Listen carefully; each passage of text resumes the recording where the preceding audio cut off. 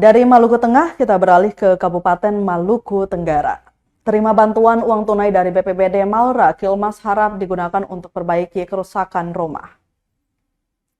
Penjabat Kepala Ohoy atau Desa Ohoyder Atas, Maria Teresia Kilmas, berharap masyarakat korban bencana angin puting beliung menggunakan bantuan sesuai peruntukan.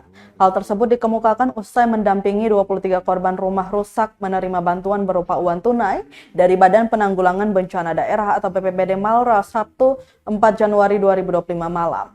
Menurutnya bantuan ini diberikan guna memperbaiki kerusakan rumah akibat bencana angin puting beliung di awal Desember 2024 lalu. Dirinya juga mengucapkan terima kasih kepada Pemda Malra dan BPBD yang telah memberikan bantuan kepada warga terdampak. Untuk diketahui total jumlah rumah rusak akibat angin puting beliung di Malra berjumlah 120 rumah.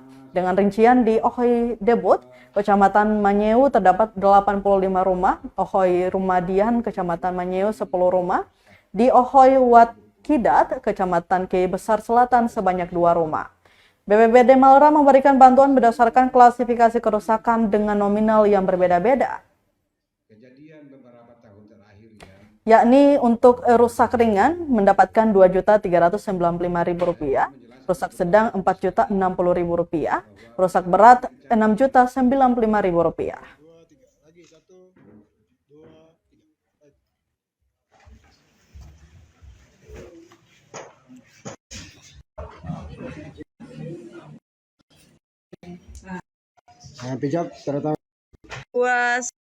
Ohoyder Atas, kami mengucapkan banyak terima kasih kepada pemerintah daerah melalui Badan Penanggulangan Bencana yang sudah memberikan bantuan kepada para korban bencana alam puting beliung kemarin.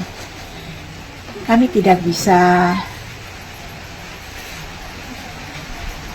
mengatakan hal lain, kami hanya mengucapkan banyak terima kasih karena masyarakat kami yang terkena bencana alam sudah sangat dibantu. Itu saja yang bisa saya.